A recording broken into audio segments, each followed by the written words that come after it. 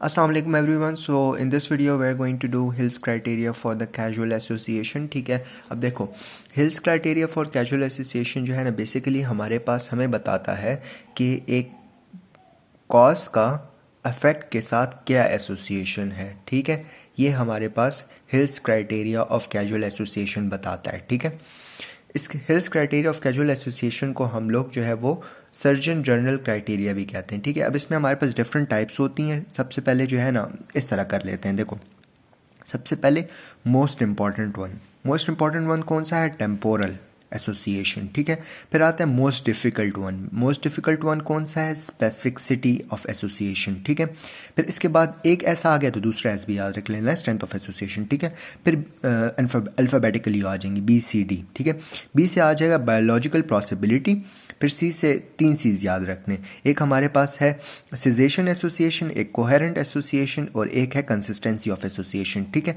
और D से आ जाएगा डोज रिस्पॉन्स एसोसिएशन. ठीक है, अब सबसे पहले हम लोग आते हैं temporal association. Temporal association basically हमें ये बताता है ना कि the cause will only proceed to the disease. मतलब कि अगर कॉज प्रेजेंट होगा तो डिजीज प्रोसीड होगी, अगर कॉज नहीं होगा तो डिजीज प्रोसीड नहीं होगी. फॉर एग्जांपल मैं बोलता हूँ कि अगर कोई बंदा स्मोकिंग करता है तो वो प्रोसीड करेगा टू द लंग कैंसर. या मैं बोलता हूँ कि कोई बंदा अगर कंटेमिनेटेड वाटर यूज करेगा तो उसको डायरिया होगा.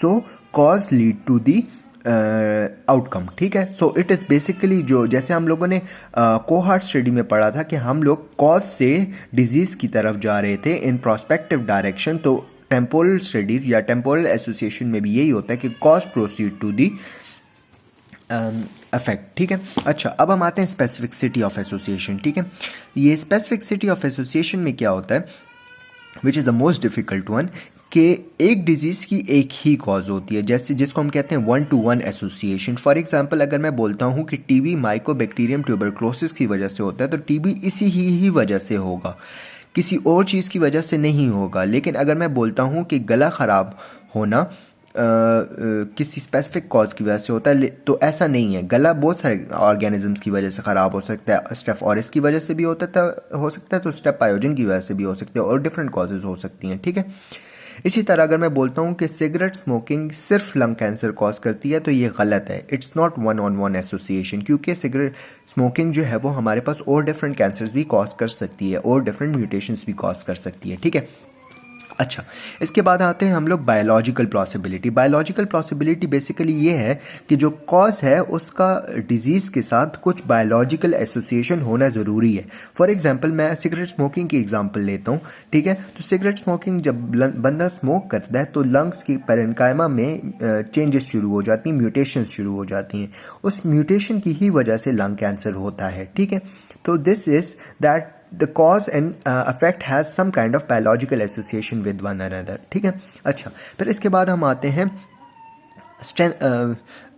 Consistency of association. Consistency of association basically tells us कि रिजल्ट जो है वो कंसिस्टेंट रहेगा. फॉर एग्जांपल अगर मैं बोलता हूँ कि पेशावर में हमने एक स्टडी कंडक्ट की और उससे हमें पता लगा है कि cigarette smoking leads to lung cancer, तो अगर मैं पिंडी में भी कोई स्टडी कंडक्ट करूंगा तो वो भी मुझे यही आंसर देगा कि लंग्स कैंसर स्मोकिंग की ही वजह से होता है. और अगर मैं इंग्लैंड में भी यही स्टडी करूंगा तो मुझे यही आंसर मिलेगा. ठीक है, तो इसमें क्या होता है, result should be replicable in different settings में रिजल्ट रेप्लिकेबल होना चाहिए. ठीक है, फिर इसके बाद हमारे पास आते हैं सिजेशन ऑफ एक्सपोजर. अगर आप एक्सपोजर को बंद कर दोगे तो आपकी डिजीज़ ख़त्म हो जाएगी. और फिर है डोज रिस्पॉन्स एसोसिएशन, तो डोज इंक्रीज करोगे तो रिस्पॉन्स ज़्यादा हो जाएगा. फिर आते हैं strength of association.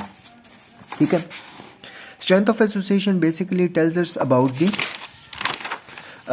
Strength of association. Basically हमने ऑड्स रेशो निकाला था हम लोगों ने केस कंट्रोल के लिए, और रिलेटिव रिस्क हम लोगों ने निकाला था कोहार्ट स्टडी के लिए, जो हमें बता रहा था स्ट्रेंथ ऑफ एसोसिएशन. ठीक है, तो वो बेसिकली हमें यही बताता है. फॉर एग्जांपल हमने कोहार्ट ऑड रेशो निकाला है 8. ठीक है, और सिगरेट स्मोकिंग के लिए निकाला है. तो मैं यही बोलूँगा कि जो लोग सिगरेट स्मोकिंग करते हैं उन्हें 8 टाइम्स ज़्यादा चांस होता है to get the lung cancer as compare to वो जो स्मोकिंग नहीं करते. तो ये strength of association between the risk factor and the disease बता रहे हैं. ठीक है, फिर इसके बाद आते हैं coherence of association. Coherence of association basically tells us कि रिस्क फैक्टर और डिजीज़ जो है वो कोहेरेंटली इंक्रीज़ होती हैं। अगर मैं बोलता हूँ कि कोई अगर दिन में एक डब्बा इस्तेमाल करता है स्मोकिंग का, ठीक है, या मैं ऐसे कर लेता हूँ, अगर कोई बंदा एक सिगरेट पीता है, स्मोक करता है, ठीक है, तो उसको लंग कैंसर के चांसेस अगर 1 है, ठीक है, तो अगर कोई 10 सिगरेट दिन में पिएगा तो उसको सिगरेट स्मोकिंग लंग कैंसर की होने के चांसेस 10 टाइम ज़्यादा हो जाएंगे, ठीक है। तो दिस इज़ द कोहेरेंस, ठीक है, दोनों चीज़ें कोहेरेंटली इंक्रीज हो रही होती हैं, ठीक है। That's it, we are done with the Hill's criteria of causal association. If you guys have any question, you guys can ask. Thank you, जज़ाकल्लाह खैर।